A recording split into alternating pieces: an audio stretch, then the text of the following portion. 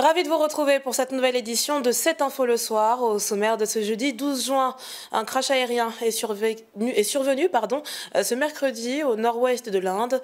Les premiers bilans font état de 241 morts et un probable survivant. Le quartier d'Abobo-Peka 18 fait depuis des semaines parler de lui. En cause, un ravin qui menace la tranquillité des habitants de la cité Concorde 2. 2 semaines après le reportage de cette info, le ministre de l'Assainissement s'est rendu sur les lieux aujourd'hui. Et malgré les efforts déjà entamés, la Côte d'Ivoire a été ajoutée à la liste des pays dits à haut risque en matière de blanchiment d'argent et de financement du terrorisme de l'Union européenne. Décryptage de cette situation avec notre invité de ce soir. Mais avant de développer ces titres, journée noire pour l'Inde. Un avion de la compagnie nationale Air India à destination de Londres s'est crashé dans une zone résidentielle peu après son décollage de l'aéroport d'Ahmedabad dans le nord-ouest du pays.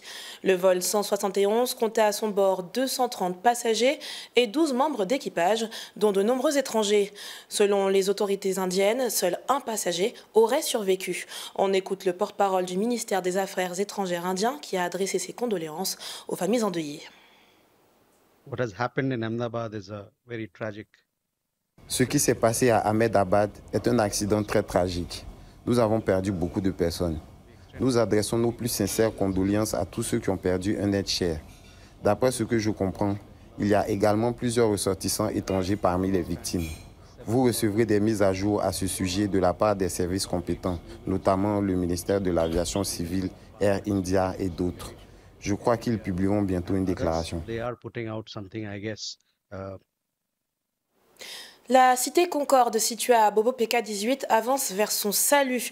Devenu viral ces dernières semaines à cause du ravin qui l'aborde. Et 2 semaines après le reportage de notre chaîne sur cette situation, le ministre de l'Assainissement, Bouaké Fofana, s'est rendu sur place. Le compte-rendu de Fanny Karidja. C'est dans l'après-midi du mercredi, accompagné de ses proches collaborateurs, que Bouaké Fofana, ministre de l'Hydraulique, de l'Assainissement et de la Salubrité, s'est rendu dans la cité Concorde d'Abobo, où il y a un ravin qui représente une menace croissante pour les habitants. Entre risques d'érosion et inondations récurrentes, la situation inquiète. Ce qui se passe, c'est un phénomène naturel. On a fait ce qu'il fallait faire au plan technique. On a fait étudier la situation. On a une ébauche de solution, mais on va aller par étapes. D'abord, c'est une solution provisoire pour sauver les maisons qui sont en première ligne, pour empêcher, pour arrêter l'évolution de l'érosion. Lors de cette visite de terrain, le ministre a également fait une escale dans le quartier Fondation Angré, où il a pu constater l'état d'avancement des travaux d'assainissement en cours. Vous savez, venu ici à 2, 3, 4 ans, en saison de pluie, même la clôture, vous ne la verriez pas. On avait des hauteurs d'eau de 2 mètres de poussière, ce qui a fait que même les immeubles qui sont autour ont été désaffectés parce que c'était impossible. Sur ce projet du PARU, qui est un projet cofinancé par la Banque mondiale, on a commencé à vraiment attaquer ce problème. Aujourd'hui, nous sommes en début de travaux, ce n'est pas encore terminé. Les travaux vont s'achever dans 1 an, en juin 2026.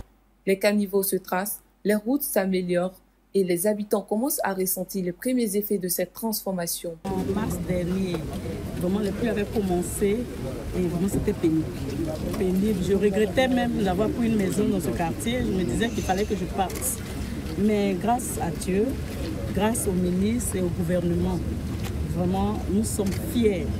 Nous sommes fiers de les avoir avec nous parce que vraiment, actuellement, nous dormons tranquillement. Face à l'urgence, le ministre a annoncé le lancement imminent d'un vaste chantier d'aménagement, non seulement à Abobo, mais aussi dans plusieurs autres communes touchées. L'objectif est de renforcer les infrastructures de drainage, limiter les inondations et offrir un cadre de vie plus sûr aux populations. Une lettre qui en dit long. L'ancien président Laurent Gbagbo s'est adressé à la nation ivoirienne par ce biais ce jeudi, dénonçant ce qu'il considère comme un ras-le-bol des populations face au climat social. L'actuel chef du PPACI a annoncé la création de son mouvement « Trop, c'est trop ».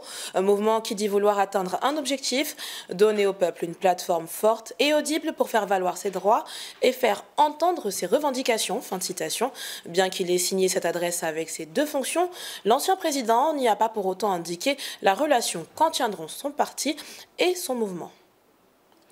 Toujours dans l'actualité politique, mais cette fois-ci au Mali, de chef de la junte, le général Assimi Goïta s'avance vers un poste présidentiel, mais sans élection.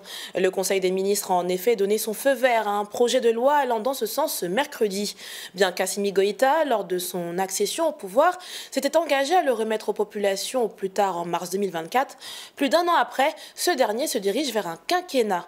Pour passer des mots à la réalité, ce projet de loi doit encore être examiné par le Conseil national de transition, l'organe législatif établi par la junte après sa prise de pouvoir lors des coups d'État en 2020 et 2021. Écoutons à ce propos le communiqué faisant état de cette décision. Ainsi se pose à notre pays, à l'instar des autres pays de l'AES, la question cruciale de la nécessité de poursuivre la transition pour parvenir à la pacification totale de nos États.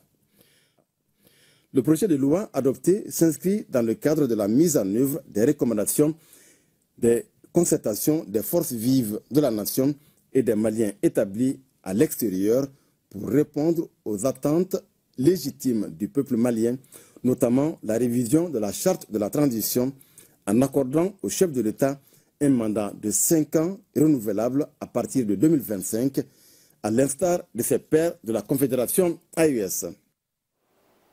De retour en Côte d'Ivoire, plus précisément à Jacquesville, la ville balnéaire a accueilli la 4e session ordinaire du conseil d'administration de l'Académie internationale de lutte contre le terrorisme. Une rencontre durant laquelle l'organisme a affûté sa stratégie contre ce phénomène, notamment sur le plan financier. Un reportage de Lucien Aussi, commenté par Mme Gay. Ce jeudi 12 juin s'est tenue à Jacquesville la 4e session ordinaire du conseil d'administration de l'Académie internationale de lutte contre le terrorisme. Présidée par le ministre d'État, ministre de la Défense, Téné Birahima Ouattara, cette réunion a réuni plusieurs ambassadeurs de pays partenaires, témoignant de l'intérêt et du soutien international accordé à cette institution stratégique. Aborder tous les points que je viens de citer avec beaucoup d'échanges, que ce soit le bilan de l'activité 2024 en termes financiers, en termes pédagogiques. Nous avons abordé les différents points et nous sommes mis d'accord. Et nous avons félicité à l'occasion la directrice générale pour le travail abattu. Pour l'avenir immédiat 2025, quelques modifications au budget prévisionnel qui avait été déjà arrêté en décembre 2024. Nous avons adopté les modifications qui ont été introduites. Et bien entendu, nous avons fait une prospection sur 2026 aussi bien en termes financiers qu'en termes pédagogiques. En ce qui concerne la deuxième tranche de l'AIRCT, je vais également parler des Émirats qui financent aussi des infrastructures. Tout ceci donc a fait l'objet de communication en conseil d'administration. Et je dois vous dire que les choses se présentent bien. Les choses se présentent bien et nous avons donc bon espoir que l'Académie ira de l'avant. La Côte d'Ivoire reste sur la liste noire de l'Union européenne pour blanchiment d'argent et financement du terrorisme suite à la mise à jour de cette dernière annoncée le 10 juin. Bruxelles pointe des failles dans les dispositifs de contrôle, tandis qu'Abidjan s'active pour redorer son image d'ici 2026. Un résumé des faits par Irena Été. Selon Bruxelles, la Côte d'Ivoire présente des carences stratégiques dans ses dispositifs de lutte contre ces crimes financiers. C'est pourquoi elle a été ajoutée à cette liste noire. Cette décision s'appuie sur les travaux du groupe d'action financière, le GAFI, qui surveille les pays vulnérables à ces risques. La Côte d'Ivoire était déjà sur la liste grise du GAFI depuis octobre 2024, ce qui signifie qu'elle est sous surveillance renforcée. Face à cela, l'Union européenne demande au pays de poursuivre ses réformes. Les transactions financières avec la Côte d'Ivoire feront désormais l'objet d'un contrôle plus strict pour protéger le système financier européen. Pour sa part, le gouvernement ivoirien a réagi rapidement. Il a mis en place un comité technique et adopté un plan d'action en 14 mesures pour renforcer ses contrôles et améliorer ses dispositifs. À ce jour, plusieurs actions sont déjà en cours de mise en œuvre. L'objectif fixé par la Côte d'Ivoire est clair, sortir de la liste grise du GAFI et par conséquent de la liste noire européenne, et ce, d'ici fin 2026. Le pays devra présenter un rapport de progrès en septembre ou octobre 2025, une étape cruciale pour espérer un retrait de cette liste. Et vous l'aurez compris, à travers ce sujet, la Côte d'Ivoire n'a non pas été maintenue, mais plutôt a été ajoutée. Et pour en parler, je suis en compagnie du docteur Nibontenin Yeo, économiste et spécialiste en gouvernance économique et financière. Docteur, merci d'être parmi nous ce soir. Merci à vous. Alors, que faut-il comprendre par blanchiment de capitaux et surtout financement du terrorisme? D'accord. Merci beaucoup, Ashley, pour cette opportunité. Également, merci à toute la direction de cette info qui donc m'offre ce canal pour parler d'un sujet important, aussi bien pour les gouvernants que pour les populations.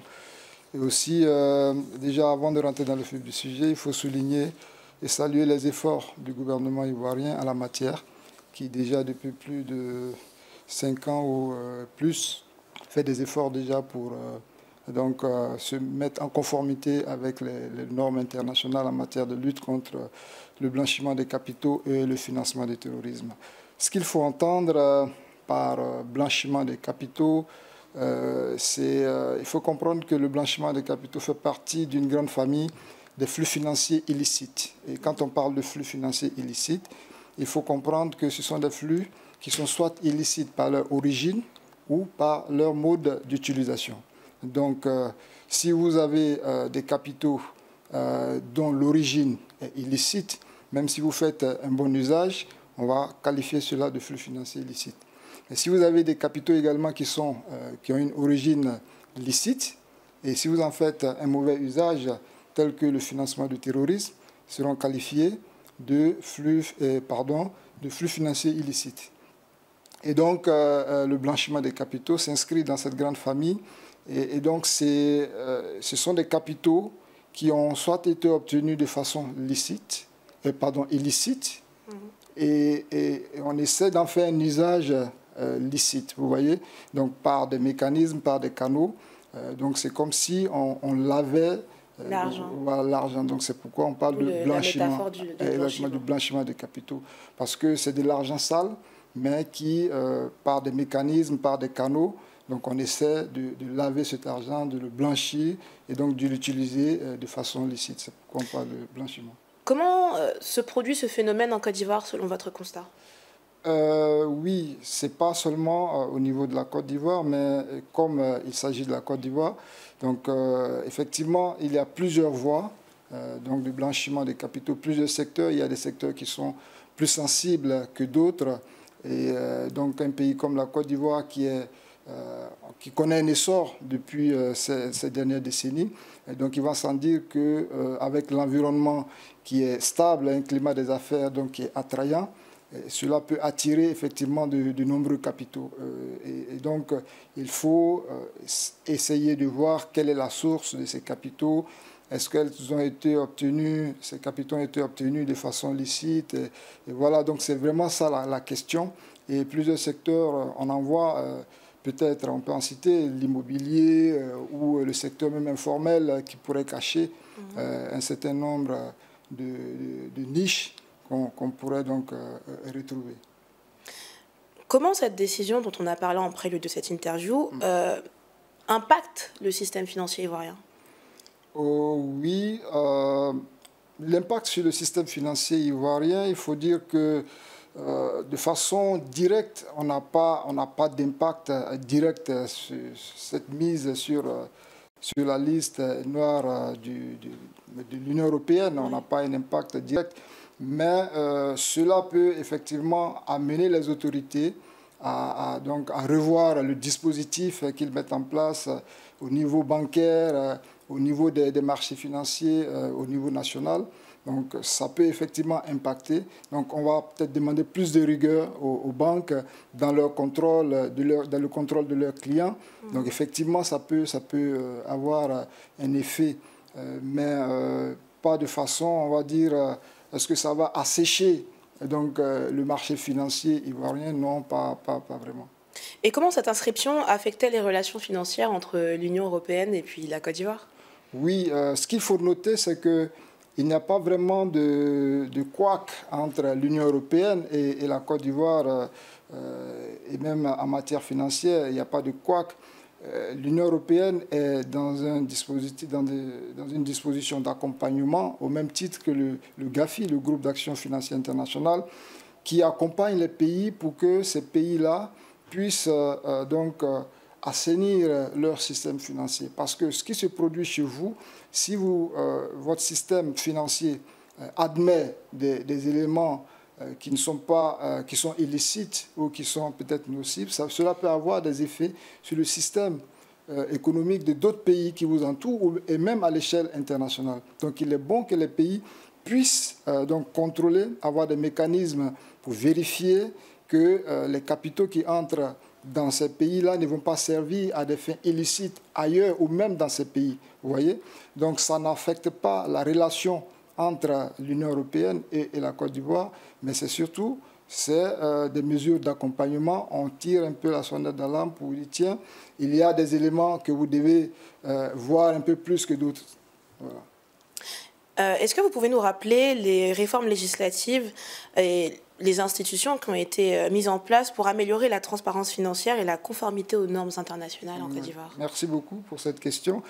Comme je le disais à l'entame de mon propos, il faut saluer les efforts de la Côte d'Ivoire en la matière. Parce que la Côte d'Ivoire, comme certains pays, se sont toujours montrés de bons élèves en matière de coopération internationale. J'en veux pour preuve les nombreux traités qui ont été ratifiés et même adoptés au niveau de la Côte d'Ivoire. Et en ce qui concerne la question du blanchiment de capitaux, ce qu'on peut dire, c'est qu'il y a eu beaucoup d'efforts, et notamment la loi 2016-992 qui a été mise en œuvre pour lutter contre le blanchiment des capitaux et donc le financement du terrorisme. On peut citer aussi la création du CENTIF, le Centre national de traitement de l'information financière, le pôle économique et financier. Donc tous ces instruments-là permettent aujourd'hui à la Côte d'Ivoire d'améliorer son dispositif de lutte contre le blanchiment des capitaux. On note également une montée en puissance des institutions de contrôle, comme la Cour des comptes, l'inspection d'État et même des structures administratives qui, au niveau du contrôle, essaient de s'améliorer pour lutter effectivement contre tout ce qui est blanchiment des capitaux. Comment les autorités ivoiriennes collaborent-elles avec des institutions internationales comme le GAFI, vous en avez parlé, mais aussi le GIABA pour renforcer leur dispositif de lutte contre le blanchiment d'argent? Oui, effectivement, la Côte d'Ivoire a une très bonne collaboration avec le GAFI et le GIABA également, qui est au niveau régional, parce qu'elle a pris des engagements de haut niveau pour pouvoir lutter effectivement contre le blanchiment des capitaux et le financement du terrorisme. Et c'est ce qui justifie toutes ces réformes qui ont été mises en œuvre durant ces dernières années. Je vous en ai cité la loi contre le blanchiment des capitaux, la mise en place du Centre national de traitement de l'information financière et bien d'autres instruments qui sont en maturité. Ce qu'il faut aussi savoir, c'est ça. Ce sont des instruments qui sont en maturité. Et donc, quelque chose qui est en maturité va forcément avoir des petites failles. Donc, ce n'est pas parce que la Côte d'Ivoire refuse de coopérer en matière de lutte contre le blanchiment des capitaux, mais ce qu'il faut comprendre, c'est que ce sont des dispositifs qui vont mûrir, qui vont monter progressivement en puissance et qui, au fur et à mesure, j'en suis sûr, permettra à la Côte d'Ivoire de ressortir sur cette liste. Docteur Yeo, vous êtes spécialiste en gouvernance économique et financière. Est-ce que vous pensez qu'on pourra sortir de cette liste et peut-être quand, selon vos prévisions? Oui, on ne peut pas prédire forcément quelle sera la date exacte de la sortie de la Côte d'Ivoire sur cette liste, mais des pays à côté de nous ont pu le faire. Le Sénégal est sorti de la liste grise du GAFI. Elle a mis en place des réformes qui ont marché. Je pense que la Côte d'Ivoire n'est pas, on va dire, ne peut pas faire ce que le Sénégal a fait. Donc nous allons, le gouvernement ivoirien, avec toutes ces mesures-là, fera tout son possible pour que la Côte d'Ivoire puisse quitter sur cette liste noire de l'Union européenne, qui, je le rappelle, en fait, n'est pas une énième sanction donc, que la Côte d'Ivoire a, mais c'est juste une actualisation de la liste de l'Union européenne suite à ce que le GAFI avait déjà fait en mettant la Côte d'Ivoire sur la liste grise. Donc il fallait que l'Union européenne aussi actualise donc, sa liste. Donc ce n'est pas quelque chose de nouveau. C'est pas quelque chose de nouveau. Aux citoyens, aux entreprises ivoiriennes, quels conseils vous donneriez pour ne pas tomber dans le piège du blanchiment de capitaux? Oui. Merci, c'est une bonne question puisqu'elle elle intéresse beaucoup les populations. Et je pense que sur ce plateau, nous n'aurons pas forcément... Oui, c'est l'endroit de m'adresser, mais nous n'aurons pas forcément l'occasion de tout étaler en matière de mesures que les populations pourraient avoir. Mais ce qu'il est important de dire, c'est déjà de respecter les dispositions réglementaires qui ont été mises en place par les autorités. La loi contre le blanchiment, et donc éviter de se mettre dans des systèmes qu'on ne maîtrise pas.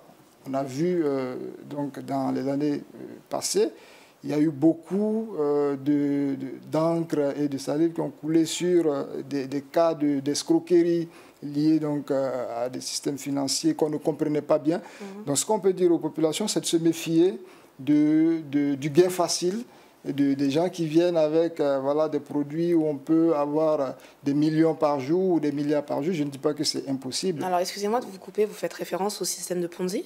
Oui, le système de Ponzi, parfois, c'est de l'arnaque qui peut rentrer dans ce cas. Alors, les systèmes de Ponzi, je m'éloigne un petit peu du sujet légèrement, mais les systèmes de Ponzi sont quand même assez fréquents en Côte d'Ivoire. Alors, comment on peut totalement les éradiquer? Oui, vous voyez que récemment, il y a eu beaucoup d'efforts qui ont été faits, même sur les réseaux sociaux. Oui. Certains ont été mis démasqués. Voilà, démasqués, et il y a des personnes même qui ont été arrêtées pour qu'ils s'expliquent sur l'origine de leurs fonds. Donc déjà, ça, c'est un signal qui est envoyé donc à toute la population pour dire que désormais, on ne tolérera pas un certain nombre de choses, et voilà, donc chacun doit prendre voilà, ces mesures pour ne pas être épinglé. Et au-delà de ces mesures-là, est-ce que vous auriez d'autres conseils? Oui, des conseils, ce sont des conseils, je pense que ce qu'on peut dire, ça c'est à la fois donc, au niveau de gouvernance, c'est de renforcer donc, les institutions qui existent déjà. Et donc à ça peut se faire à travers le renforcement des capacités. Parce que ce sont des thématiques qui sont parfois complexes à comprendre, même pour ceux qui travaillent dans le domaine. Donc, il faut vraiment beaucoup de renforcement de capacités. Il faut beaucoup de sensibilisation également au niveau donc, des populations pour que celles-ci aient donc on va dire, une discipline financière qui ne puisse pas les amener à faire des cas de blanchiment de capitaux ou de financement de terrorisme. Vous avez soulevé le cas de l'informel tout à l'heure, mais dans le cas de l'informel, justement, comment on peut savoir? Oui, quand je dis l'informel, en fait, ce sont des niches qui peuvent favoriser, vous voyez? C'est-à-dire? Non, c'est-à-dire que le secteur informel, il n'est pas facilement retraçable. Oui. Et donc, comme il n'est pas retraçable, ça peut donner cours à des personnes mal intentionnées donc de se réfugier. Et donc, dans un pays où on a une forte propension donc, du secteur informel, ça peut être voilà, une source de risque pour le blanchiment. Merci, Dr Yeo, d'avoir répondu à nos questions. Je rappelle à nos téléspectateurs que vous êtes économiste, spécialiste en gouvernance économique et financière. Merci à vous, chers téléspectateurs, d'être toujours plus nombreux à nous suivre et à avoir suivi cette édition de 7 Info. Demain soir, à la même heure, vous retrouverez Mme Gay pour 7 Info le soir, le week-end, votre résumé de l'actualité de la semaine.